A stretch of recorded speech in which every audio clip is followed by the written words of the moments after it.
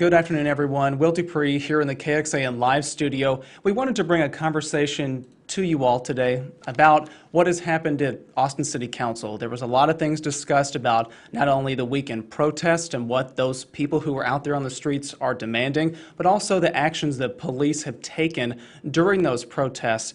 So to join me in this conversation to talk a little bit more about what was discussed at that emergency meeting that spanned 2 days at this point is our political reporter here at KXAN, John Engel.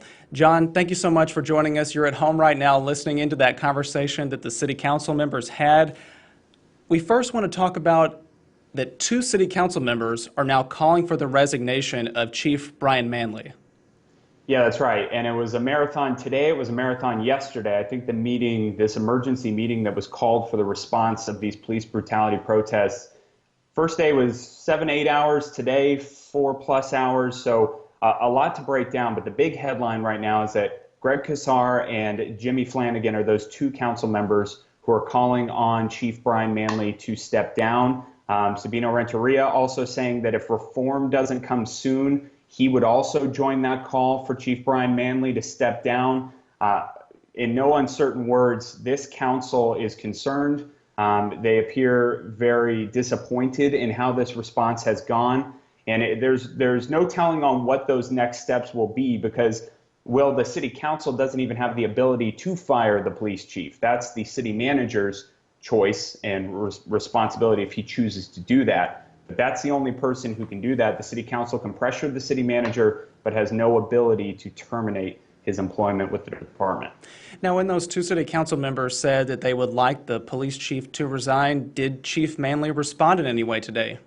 He didn't. He sat there, he took questions and answered how the department responded and the steps they took. He has acknowledged over the past week that mistakes were made and that things didn't always go as planned. What was really interesting, I want to focus on this for just a minute, is that Chief Brian Manley said that while the department was coordinating the response to these protests, they were looking at how things were going in other cities. And Councilmember Delia Garza responded to that and said, if you're watching other cities and expecting Austin to burn and expecting people to burn buildings, then you don't know Austinites. So another criticism of him there. He mentioned a number of policy changes that they're already trying to roll forward with.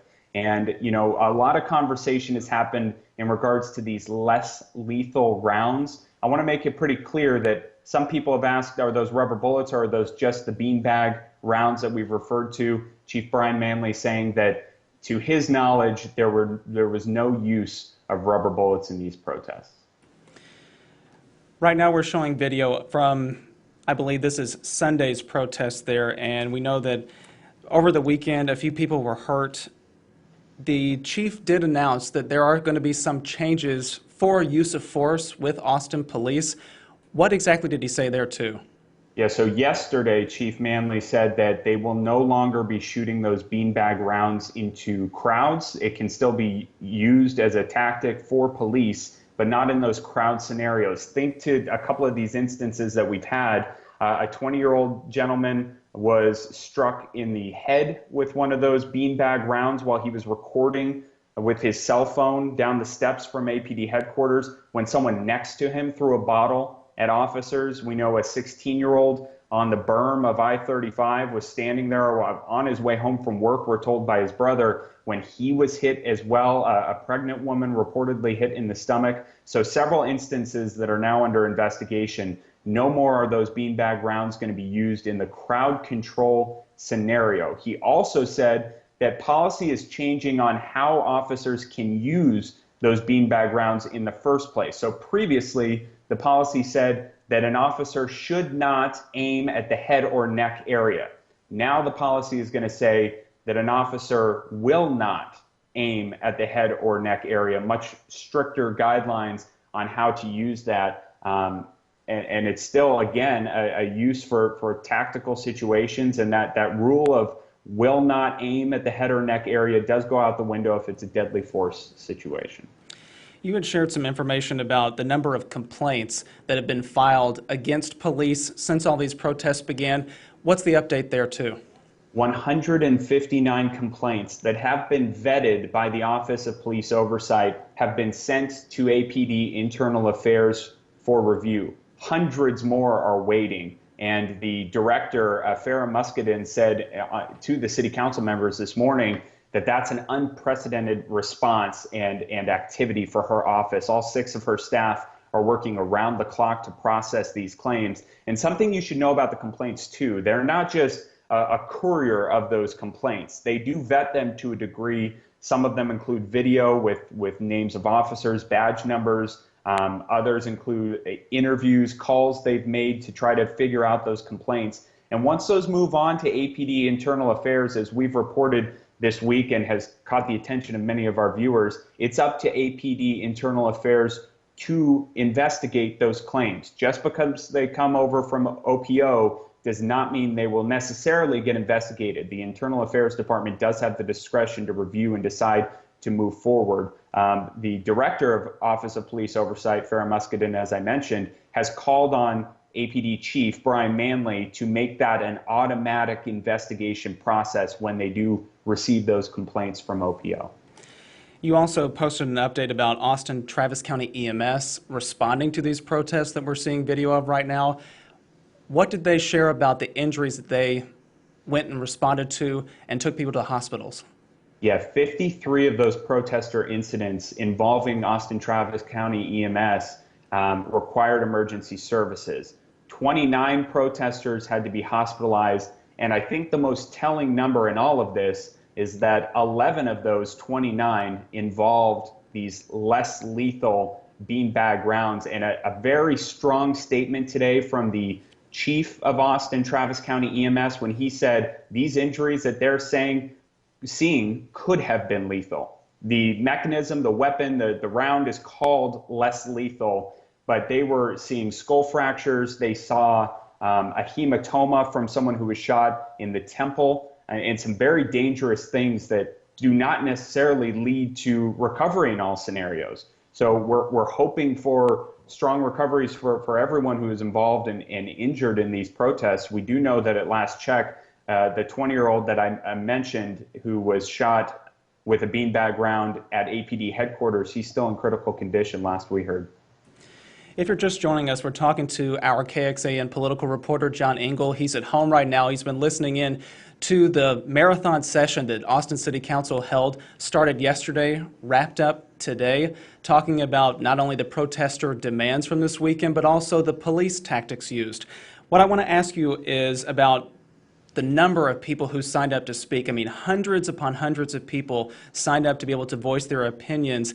A lot of that conversation happened yesterday. What were some of the things that jumped out in your mind during those moments?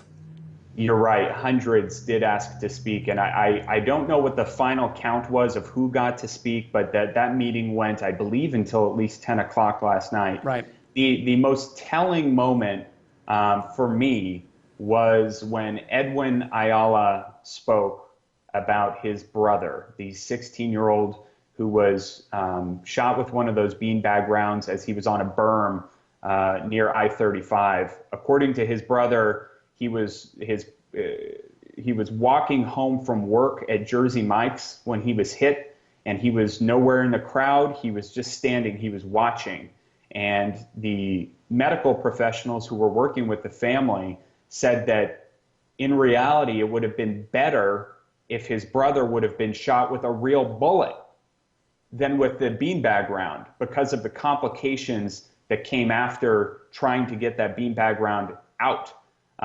They had 7 hours of surgery, and apparently his frontal cortex has now been damaged, so his pain and his management of pain is distorted. If he has pain, he tenses up, he locks up, and it magnifies the pain even more. It was a heartbreaking story to hear. City council members were in tears just listening to him, and it's horrible to think about. And it's one that is weighing on Chief Manley very heavily, too. He has referenced that multiple times and said that that's not how it's supposed to go. This young man was on a berm near I-35, but as video was presented even today, he wasn't near really anyone else. He was standing on a berm so far away from the officers that Councilmember Greg Kazar estimated that the officer would have had to aim above him to get a trajectory to even get the beanbag there. It's horrible to think about. We've seen that video. Our viewers have seen that video several times this week on KXAN, and I said it in one of my stories earlier this week that it's difficult to watch, and it is every single time. John, thank you so much for joining us. You have stories coming up that are going to air in KXAN News at 5 and 6. Can you give us a preview about what you're going to be talking about? I would imagine much of what you just laid out here. Yes, everything that we just laid out here. The policy changes that are coming, some of the recommendations from city council members, more of that data on EMS's response. Something interesting, too, that we haven't mentioned, the city manager said they're going to establish a civil rights division for the city government. He also wants to establish a community police review commission, which interviews are taking place now. We didn't get a lot of background on that, but certainly an interesting step. And really, the unanswered questions. You have two city council members who are calling for the resignation of the city's police chief. The police chief has not responded really directly to those calls, and the city manager has not spoken on it. So I think there's a lot of questions for Austinites, for protesters. And my biggest question is, we'll be live out there at 5 o'clock at APD headquarters, is what kind of response we're going to get this weekend after more information has come out. We've seen pretty quiet protests for the last week following the weekend protests of the week before. So I'm interested to see what happens, and I hope everyone stays safe. Much to track. All right, John Engel, thanks so much for joining us. We'll let you get back to your reporting because you've got a lot of work to do to get ready for the 5 and 6. We appreciate it. Thanks, Will. All right, everybody. Thank you all for joining us here on our stream. If you'd like to find out much more information about what happened today at Austin City Council, you can find it on our website, KXAN.com, and on the KXAN News app. I'm Will DuPree once again here in the KXAN Live studio, and we'll see you back here another time.